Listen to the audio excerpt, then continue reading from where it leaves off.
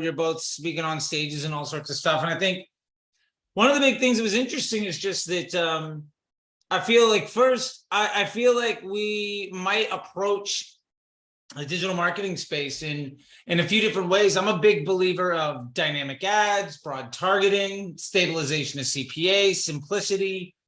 And from what I understand, you're a bit more of a believer in copywriting and also getting way down into some more granular control. I remember seeing pieces about like the Formula One car versus other things and all that fun content. I'm curious, like, what is sort of your take on your approach to how getting things done?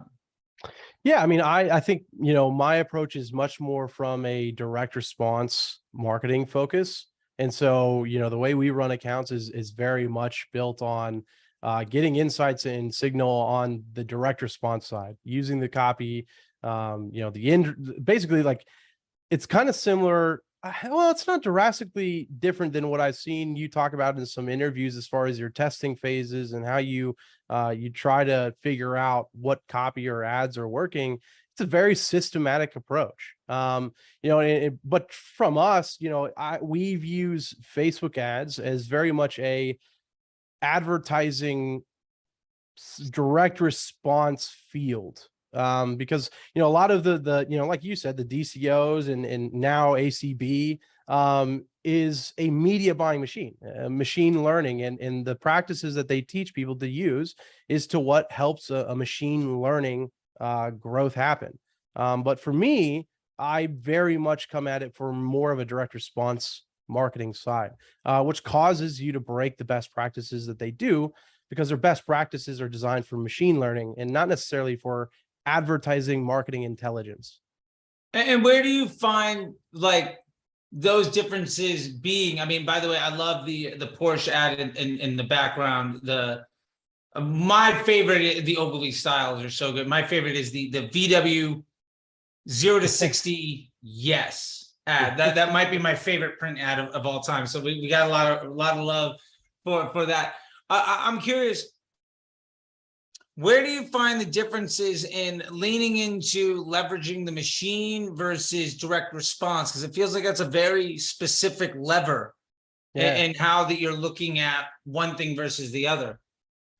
Well, I'd say for sure that Facebook definitely does not like my approach more. Facebook does not like direct response or care about it. I guess that would be a better way to say. They're apathetic to it. It is designed for the most part for them is how can we create a safe experience for users that deliver relevant ads, and that is their real only concern, because the more users feel safe, the more time they'll spend. Therefore, the more ads they can show, and shareholders are happy. So to say, they do not care about you understanding whether your market reacts better to a direct or an indirect ad, or to a state 1 of awareness versus a state 3. They do not care about any of it because they're not designing that product for that purpose. So I would say that's probably the biggest difference, if there was one, between our approaches. Yeah. So in that way, then you are strategically or executionally trying to force delivery of impressions or take some control away from the machine to control the customer journey or workflow through some sort of funnel versus the attention first business model that Facebook would have.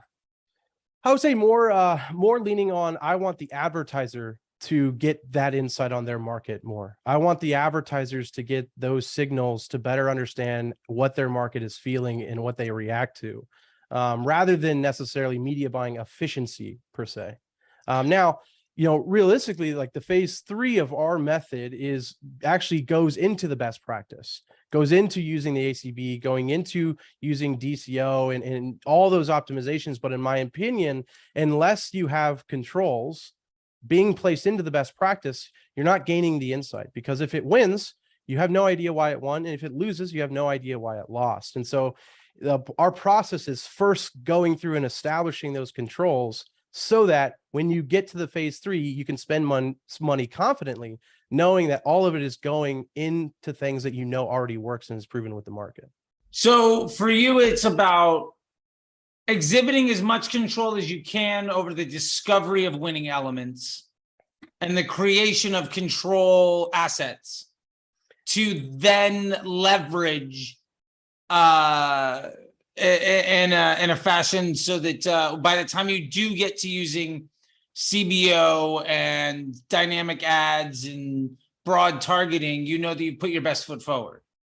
Yeah, absolutely. I mean, and almost even, I would say, less of control, because in advertising, it's like, how many advertisers actually have control? I mean, it's like, that's not true.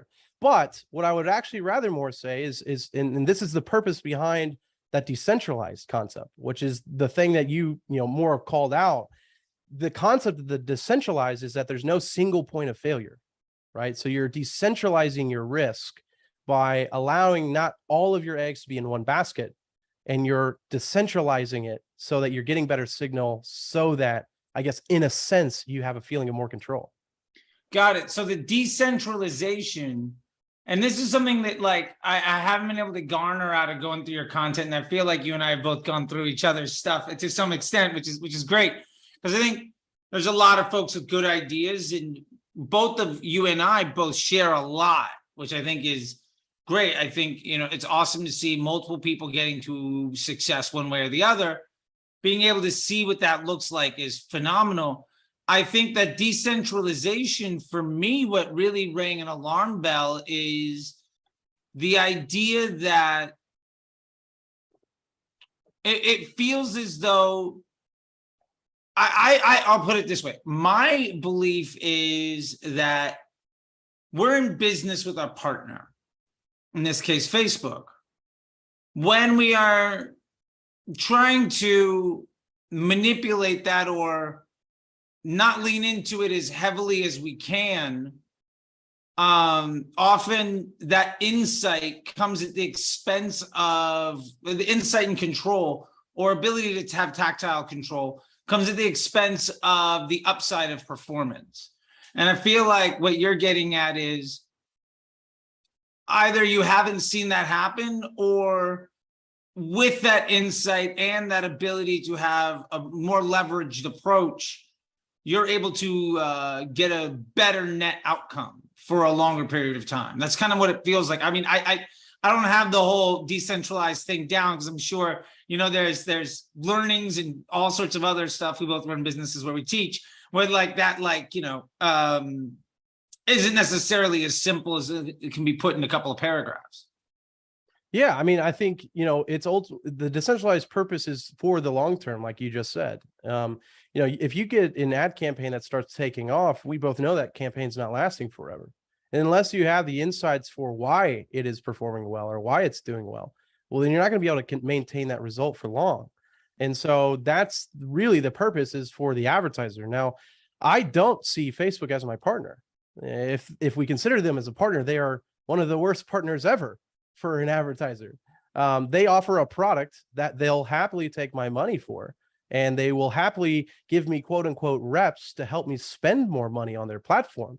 But they are not a good partner. My goal is to help protect the advertiser and help protect the business owner who is running the paid media on how to navigate this platform called Facebook. But yeah, I mean, dude, if we think Facebook's a partner, man, they are one of the worst partners of all time.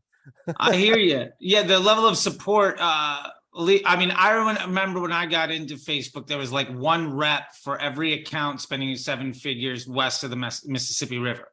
Yeah. Right. And that's before there was a pixel. It was still a PPC platform. I remember when affinity audiences got brought over as interest groups and all that fun stuff. But there's two things you said there. One, campaigns lasting forever. I might push back on that.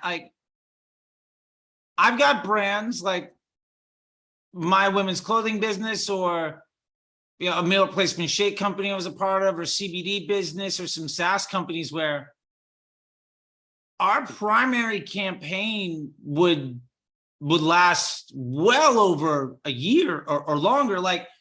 For me, I guess I don't see it as campaigns living and dying and then having to be replaced, so much as sometimes the best investment asset that you have depreciates in value in comparison to other potential investments. Like some ads become less effective than the amalgamation of other options. But I don't know, for me, maybe it's just an architectural thing or just a nomenclature thing. But when I build a campaign, that thing basically never gets turned off. Like, and that might be just a structural decision. I don't know if that's just maybe the way that you're doing stuff. But for me, I try to design it in a way that it'll never turn off, because I want to make sure that every penny I'm spending today informs the media that'll be spent in 6 months. Yeah, when I'm of course. turning ads on or off, or ad sets on or off, or campaigns on or off, I think of it as firing an employee that I invested time and money into training. And if I can avoid that happening, if I have less churn, I'll have greater potential or stability. I don't know. That's sort of the way that I look at it. Yeah, absolutely. I mean, I would say the same thing. No one should have the intention of turning something off at a given point. If it's working, let it go. But, even the fact that you said, a year, I'm just knowing that you've been around since Facebook's been a PPC platform. That's 6 years plus, 7 years plus. A year is relatively not forever and not even close to it. It is a longer period of time, but absolutely, you probably have no campaigns that have been active for the last 3 years running. So I would say probably more that any accounts I was working on 3 years ago, that business has either gone through an exit or I've moved on. So I honestly don't think I've touched things for that long of a period. Yeah. So you might be right. Well, I mean, let's even pretend that is true. But that is also coming from you who, appears to be an expert in this space, but the vast majority of people running advertising have no idea what they're doing. And so sure. I think it can be a dangerous thought to say that you don't need to have a methodical approach to gain insights that you didn't previously have, because we're assuming that people will hit the target every single time, which almost never happens, even for the best advertisers in the world. And so that's kind of more of what mine is hedging for, which is for someone who is trying to learn and gain the insight, and they don't understand their market perfectly. They don't understand product market fit or positioning or messaging or whatever. Those people need a systematic and methodical way to give them those data signals before they should just toss everything in the basket and go, Facebook, do your work. Because unless you know what you're giving Facebook is effective ads for it to run with, it's not going to happen. Yeah, I will definitely agree with that. Like, I think we're both very much in the agreement of system and process, a framework for repeatable and scalable insight and investment. I mean, that is essential, I think, to anything. I shudder to think, of how many people out there are doing audience testing with a bunch of different ads, and they'll run it for like a week and then turn off the stuff that doesn't work and then continue to try to just throw more money at things. And they find one ad that works, they throw all their money behind it. That ad stops working because the algebra of estimated action rate and advertiser score and budget breaks on them. And then for them, they say, well, Facebook doesn't work anymore. It's getting more and more expensive. It's getting more and more difficult. I think we're definitely in agreement. And then the other side of it is that business partner, while I will definitely agree, the level of support that we get from Facebook is, I will say, disappointing, to be PC about it, as it were, to be as politely as possible. I guess that's a difference of opinion, where I feel like we are in a symbiotic relationship of one time or another, where they're a vendor and we're making an investment, and the more closely we align our goals and respect each other's business models, the better either of us can do. So for me, that's where some of the decentralization comes as a bit of a concern, in that I think you're coming from the place of, it sounds to me at least like Facebook's not really concerned with my success or failure, which I agree with. They'll if you fail, there's 1,000 other yous out there trying to spend money. then in that case, I guess my question is, or what my position is, does it not benefit us to try to be as algorithmically aligned with that platform if we are deciding to leverage Facebook to be a business amplification device to something that is working in parallel with it, using it for incrementality to that? If we're not aligned with it, and the system effectively penalizes a lack of alignment with rising costs, if we're not aligned, we're ultimately going to be priced out of the ability to do business together. I mean, I don't know. That's the way I look at it. Yeah, except they're never going to say that, right? The rep will never look at you and go, unless you conform to our structures that we give, you know, Power 5, whatever it be, we will shut down your ad account. They're never going to say that. No, but they will say that you should trust us and let us do a test period together. I know this because I've done it, you know, probably nearly a dozen times by now, where even they're issuing credits and going, hey, we'll pay for half of this thing. Let's do this for a couple of weeks. But at some point, a business cannot sustain spending the amount of money that they want you to spend and not seeing the results. And in they hold their hands up. And especially right now, where, in my opinion, they are not being a great fiduciary partner to their advertisers because they can't even fix their own system when they have the resources to fix it. It is just not a priority for them. And I will say you know, our combined structures, our DCOs and, you know, ACBs are all great to give efficiency into machine learning. Machine learning for what? You are not even getting the signals back to make those optimizations. And so in a world where you're already flying blind, they are not optimizing and doing their part. Why should you continue to go, I will treat the machine the way they want it to do it, when clearly it's already broken and they're not doing anything about it? I hear you. And yeah, I'll definitely agree that all the engineering teams that I know have either been moved to metaverse or like shopping, like stuff like it is. That is a pain. I mean, like the interest group department stopped existing in like 2018. Like they just haven't been supporting it for many years. And amongst many other projects. That I was super bullish on Canvas ads and dead wrong after like wasting $7 million of Activision's dollars, but whatever, we learn, we live and learn. Apparently you might have had the same luck by that chuckle. But yeah, so I guess then I think the real difference of our approach is saying, if I don't think that they're motivated to support me or work with me, and I do think, by the way, that they do tell us whether we're aligned or not. I look at CPM, for instance, as a ramification of that. Like I see advertisers spending 25, like 35, 40, $50 plus on CPMs. And for me, that says, well, I'm a liability to Facebook's bottom line. And as a ramification of my lack of respect for their business model, they're choosing to charge me an exorbitant fee to just play the game.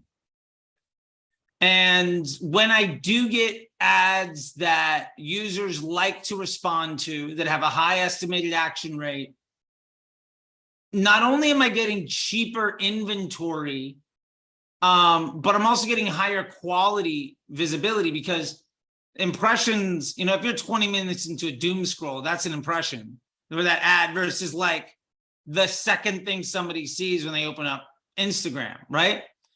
And what I've noticed is when I'm prioritizing Facebook's objective of the retention of attention for monetization, right? Basically time on site to sell inventory, I also profit. When I'm aligning my business objectives with utilizing them or that platform for my advertising, I'm getting a higher volume of higher quality inventory for the same or lower investment than many competitors are. I don't know if you see it that same way. Because I'm also trying to take a look at what can I ultimately control. I can't control their level of caring about me, but I can control my level of investment of aligning myself with what they need. Yeah.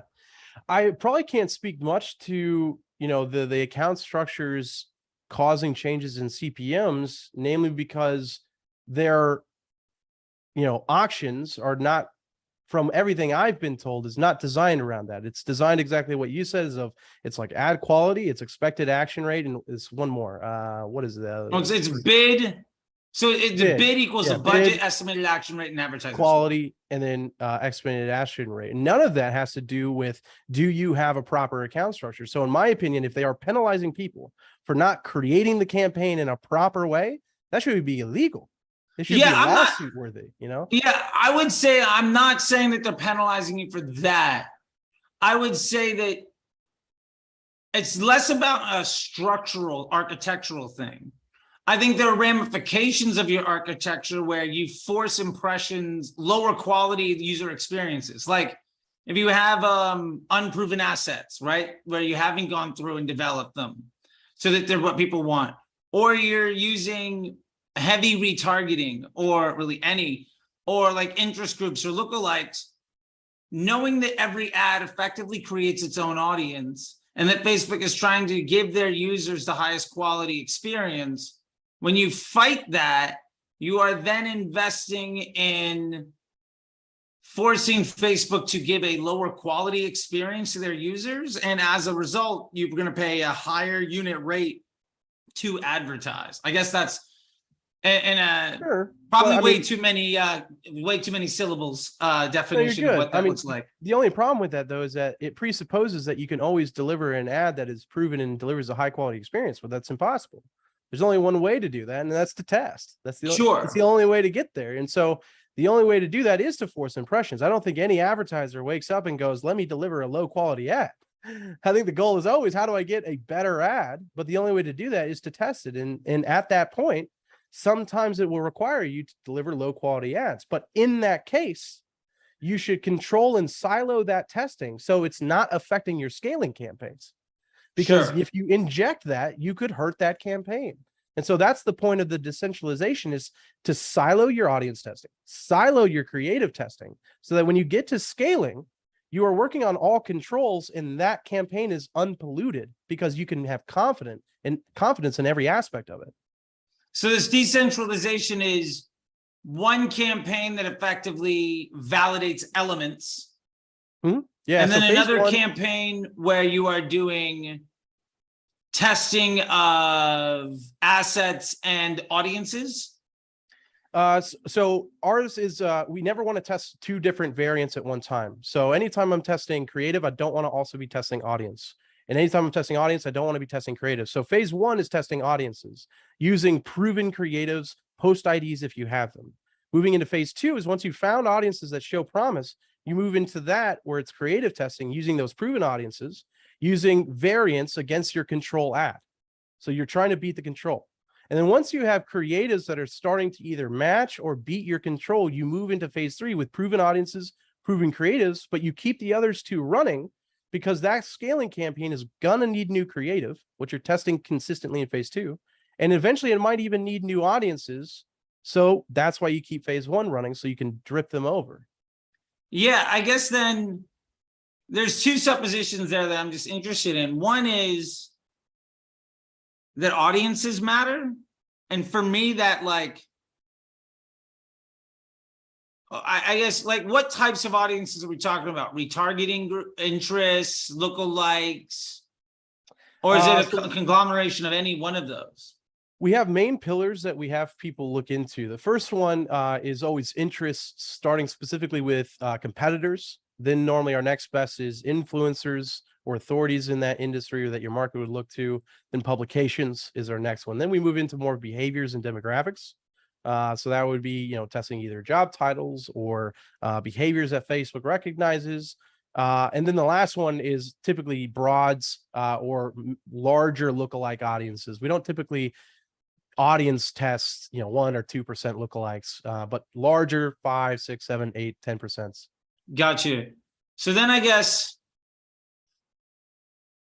is your assumption then that an interest group is, 1, accurate, 2, showing positive intent, sentiment, 3, implying some sort of buying intent, or even at or is stable? Because for me, I don't find that, from my understanding of how interest groups work, I don't think that it would check any of those boxes. But that might be my understanding of it versus somebody else's.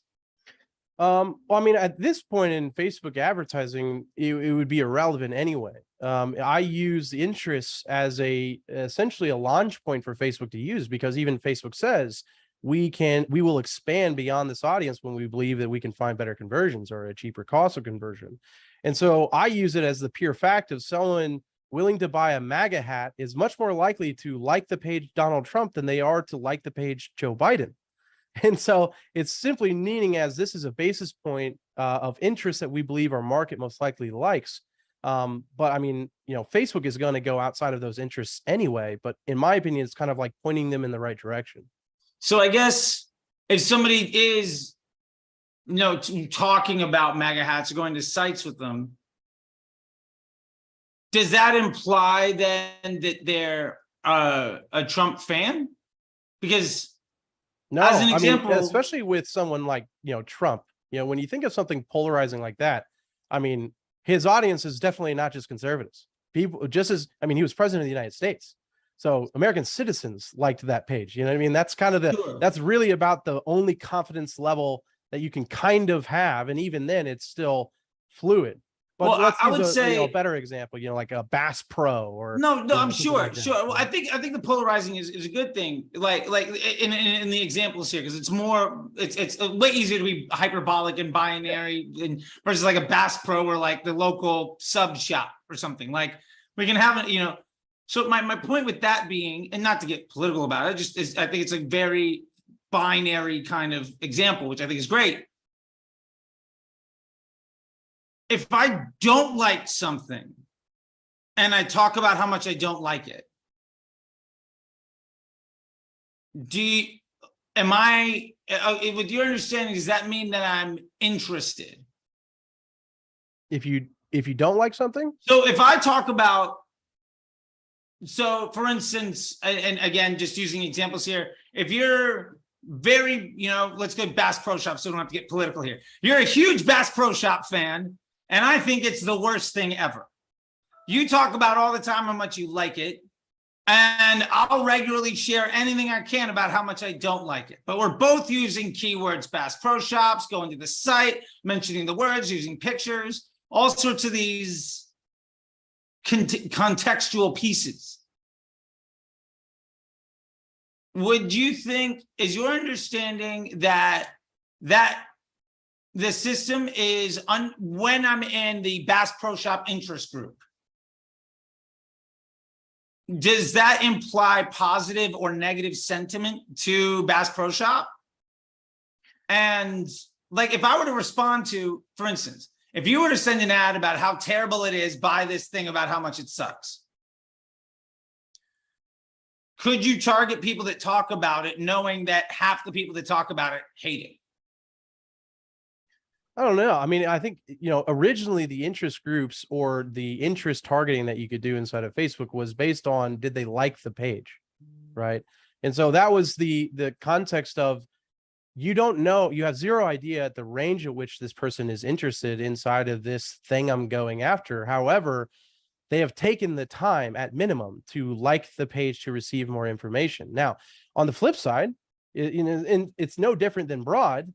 While you are directing them to a certain segment of people, you're also assuming, because I have told Facebook I want purchases, that they are also deciphering within that segment of people who are likely to purchase what you're trying to sell. And so there is that side to it where I'm giving directional focus, but it is still Facebook's job with their algorithm to search out within that segment of people likely to do what I want to have happen.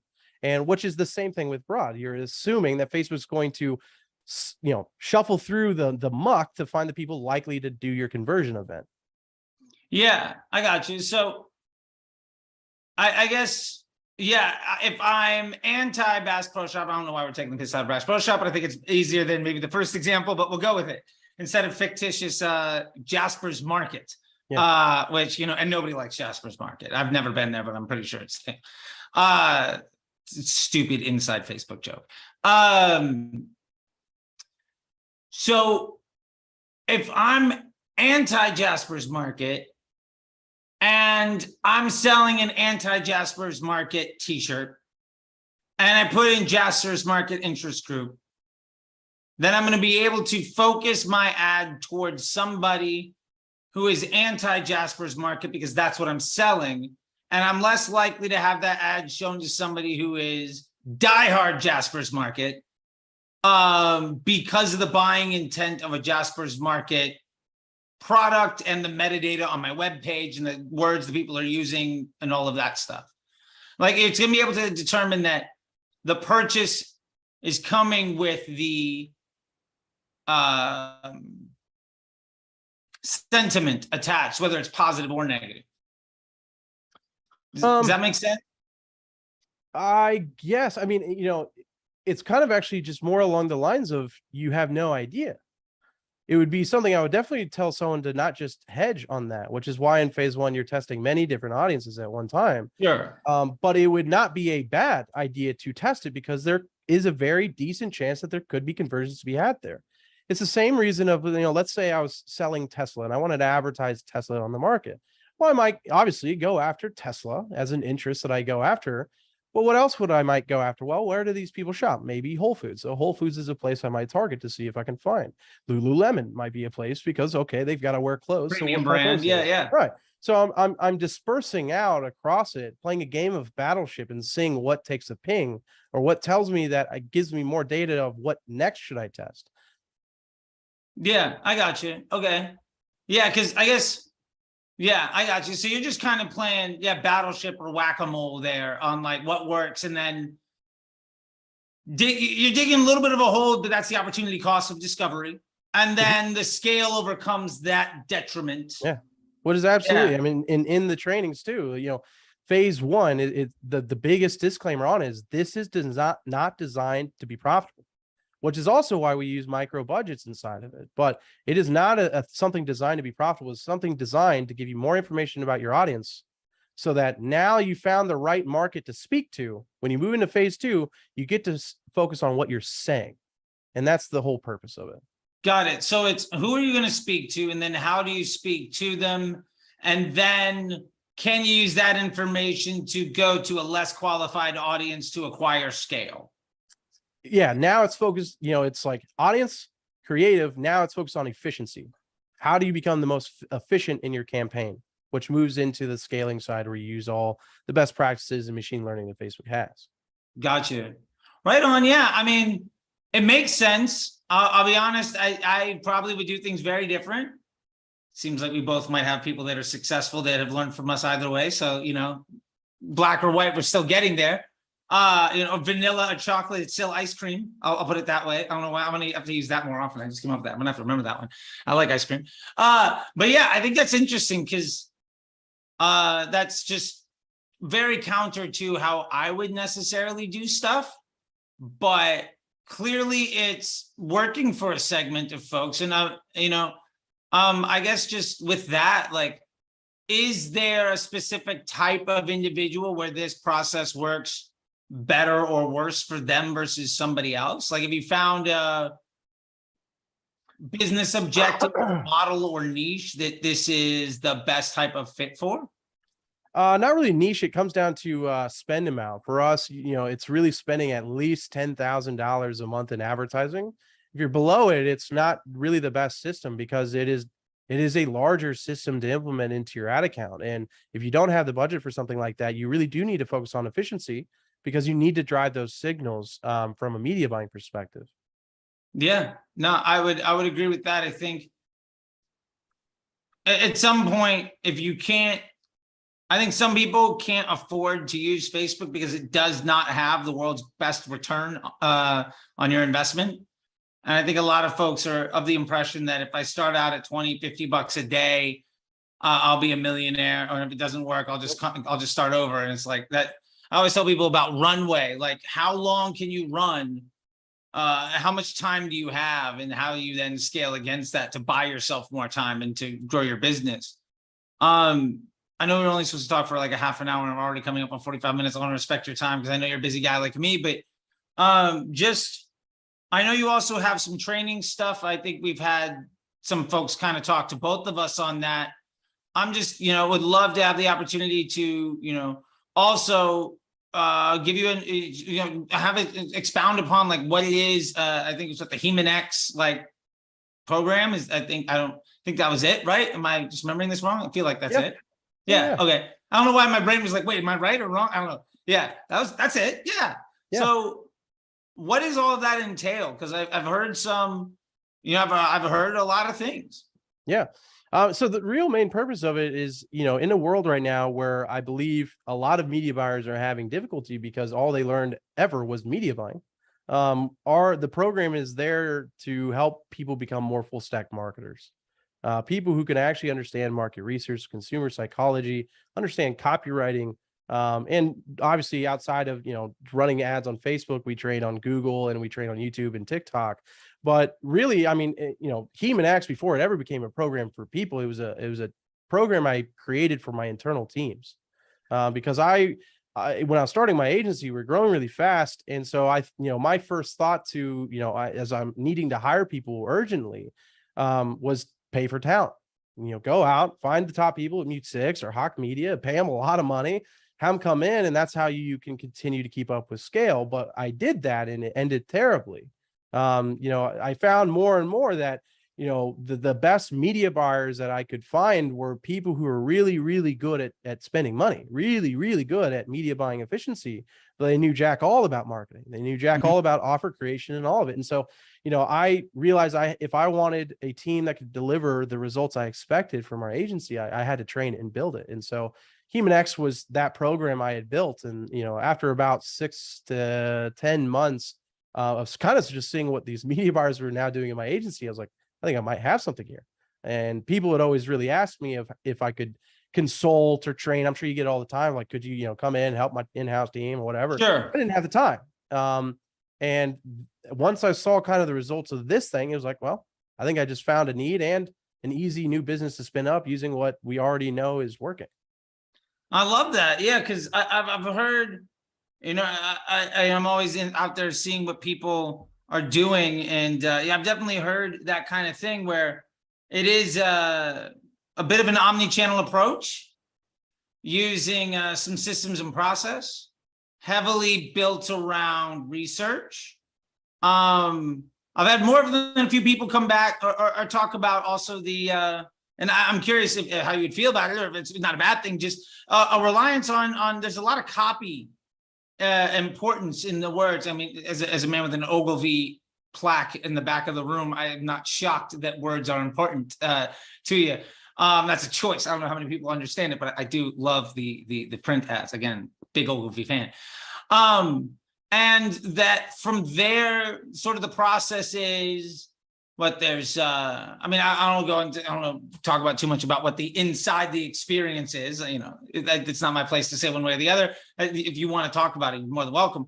But that's kind of what I heard, in that it's not a jack of all trades, master of none type of thing, but it's we cover all the bases because it's important to know, and then trying to install the system and process that gets you to an improved place in as many places as you can. Yeah. Is that a fair assessment? That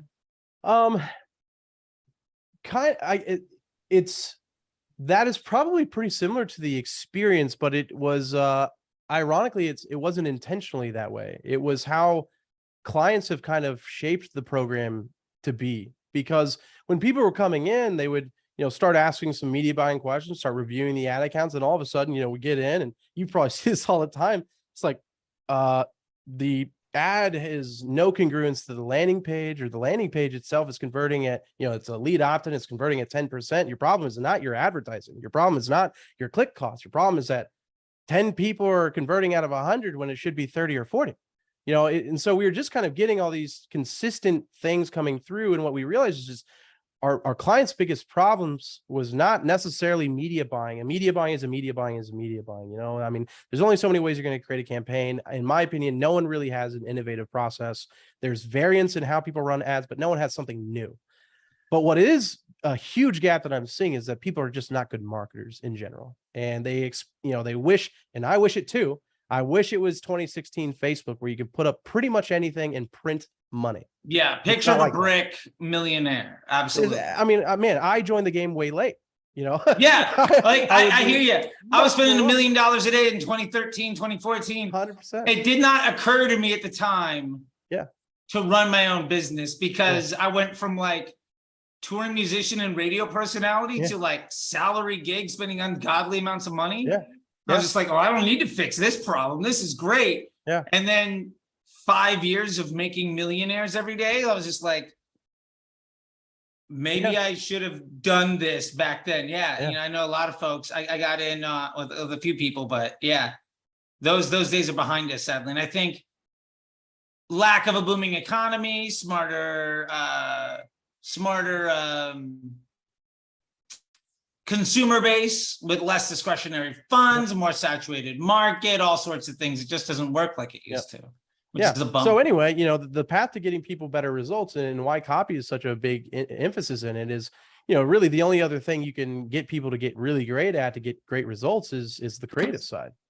But the creative side is a very difficult thing to try to train people, not just, what is the marketing anatomy of the creative to produce good results, but then you have to train them editing, you have to train them softwares, they have to get this equipment, all this kind of stuff. And so copy is the easiest leverage thing that I can train someone on how to do and them to get better results without being an expert at creative. Yeah. So I think to kind of summarize what I'm getting out of it, and which I think is great, very valuable, and a pivot from maybe how I handle things, which is, I think, great, because I will be the first to say, I don't think that there's any one way of having success. I think I'll lay it out first. I think the most success, the easiest path to success is figure out what you do well and lean into it. And then that looks like different things. And it feels like for you, what that looks like is ultimately taking in as much insight and data for you to make as many decisions, to be a smarter marketer, because for you, you'd rather exude that control over your environment than relying on the machine to do it, because you're not necessarily sure if their motivations are aligned with yours. I'll put it that way, to say the least, especially with how they're showing their support with reps and other things. And so you're educating the advertiser to be the smartest marketer that we can. And as many places as those lessons apply, for the purpose of then leveraging that for trying to exude as much control where possible to get those efficiencies. I think that's a really heady way of trying to say it, but it's pretty accurate. I think the simplest way that we've always done is that a Facebook ad doesn't build a business. A marketer does. It doesn't. Google ads don't build a business. Marketers do. Those are the people who actually help a company grow. And so until you can become a marketer that isn't handcuffed to one platform, but that can adapt and be agile and not just know how to write good ad copy, but examine the website and landing pages and CRO, like that is a truly valuable asset. But someone who knows how to build a campaign the way Facebook wants it is not valuable, because let's pretend Facebook shuts down today. You are of zero value. And a great marketer is what helps and what companies actually need. And that's how we kind of explain it. I like it. And I think I'll end it with this. My buddy Rabba, who's now CMO at Triple Whale, we used to have a podcast way back in the day. We used to say, like, there are people who are chefs and people who are bakers. Now, they both make good food. I think Rabba would align himself a bit more with, or we found that there's a lot of folks like Jessup, Fire Team, and a lot of other people who, great guy, who are really motivated with this, like, creative first, copy, marketing, build the most attractive things you can to get people. And I think I've always kind of been in the opinion of, how do we use the machine as effectively as possible and then test our way into leveraging it as much? And I think ultimately that's sort of the real difference between the way that we approach it. Again, who's to say? We're never going to get a shootout, right? We're never going to know, but we're both producing success. So that's great. but I would always prefer to, if I'm going to work in a machine, use that machine as effectively as possible, and then back end my way into that with, now let me get ads. And I'm not the world's best creative. I'm not the world's best copywriter, but I can absolutely use that machine probably to its fullest extent or as much as I can. And I think that's still using systems and processes, trying to solve it in a slightly different way. And I think where your emphasis is on audiences and insight to decentralize the delivery of well-qualified creatives, I would rather centralize all that data to get the most amount of stability, to have the best level of insight on whether or not my creative ideas are good, but ultimately to deliver as well the most stable and consistent flow of data into my machine, which would be what happens after the click. And I think that's also just a big piece that sadly and not enough marketers probably talk about, is the business. And I'm glad to hear that you talked about that too. Like, the best advertiser in the world, best copywriter in the world, not going to make a bad business model work, right? Mm-hmm. Greatest business model in the world, but terrible advertising, probably going to struggle, right? And I think that there's a great balance there. And it seems like what I like most about this is that we've both chosen to hyperbolically index in slightly different areas, but I think you have to in order to be good, because doing B- work across the board, you're never going to win. Yeah. But you can do A+ work in 2 or 3 places and maybe C- work in other spots, and you're going to be probably better off. If you ask me to make your ads, C- is the best grade I'm ever going to get. Right. Like, I'll take that all day. No, but I like that a lot, man. I do appreciate it. I know we've been busy trying to get in touch with each other, but I think it's just been really interesting, because I think the people that see this, that know the way that I think, are going to have a very big opinion. And the people that know how you think, maybe they've gotten an opportunity to hear how I look at stuff, because I do think that we look at it very differently. But again, I think they're both still driving success.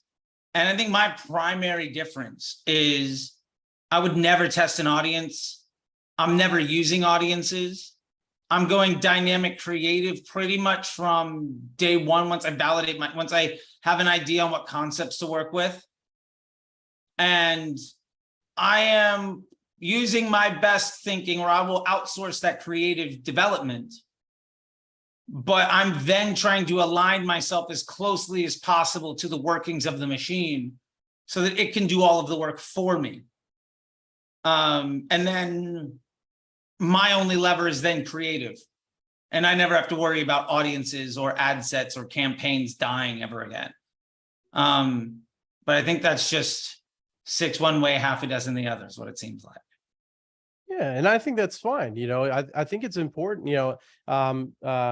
Jordan, what's his name? Last name?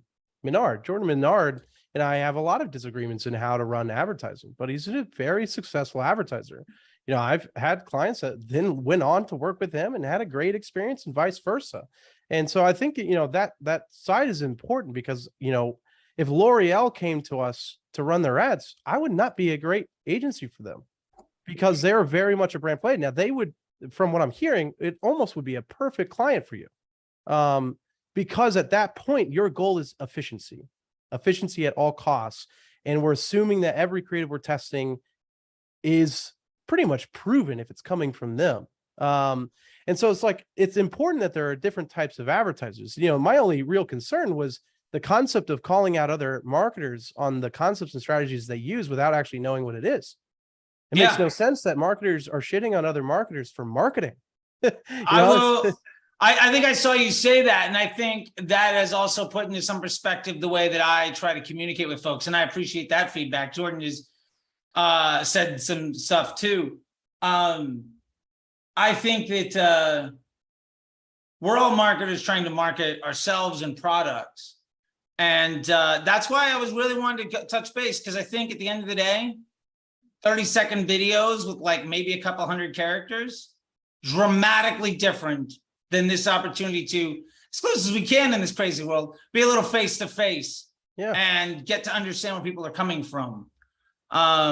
Because I think there's maybe a bit too much division and not enough understanding of what's behind the social media content that ultimately is designed to attract attention and designed to create engagement of some sort. And I'm glad you brought up Jordan. He's a good guy, and I think he's definitely been successful with folks where other people haven't, and I think that's a great thing. So yeah, I appreciate you bringing that up, and I have tried to exhibit more restraint of pen and tongue from moments like that, and I think the opportunity to have these types of conversations is something that I'm trying to lean way more into, because I think both of us are motivated by seeing other people be successful. And if somebody can listen to this and pick a direction on how we've communicated about it, what feels like the best way of leaning into what works for them, I think that's ultimately the best win for everybody who, for one reason or another, hasn't had the life experience that put them where we are at this point. And, you know, if they're leaning out to us, it's probably because they're doing a lot of other things right. And we're the next, you know, stop on their path to success. And so for that, I just want to say thank you, man. I really appreciate it. Absolutely, man. Yeah. Well, I'll let you go. I know we're talking way over, and I appreciate every last bit of it. And I'm sure I'm going to see you out there in the real world now that the things are opening up and people are speaking, doing all sorts of stuff. And yeah, man, I've been enjoying your content. I will say this. My favorite piece of content you made lately was the Bro Marketing Agency. Yeah. That one hit home. I love the hell out of that because we all know that guy. Yeah. That one legitimately made me laugh like 4 times. Oh, thank you. I watched it like yeah. 6. The first 4 got me to laugh. The last 2 I didn't get the same chuckle, but it was damn good. Well, thank you, man. Yeah, it was a lot of fun to make ads. That ad in particular was really fun. Yeah, I thought that was I am trying to take a lesson of being as tactile while also as funny as you were with taking shots with that. And there's some lessons to be learned there, man. So with that being said, I appreciate it, man. I'll let you go. I know you're a busy guy, and I think I've said that 3 times and then just kept talking. So this time I mean it. I'll talk to you later, dude. Thank you so much. All right, buddy.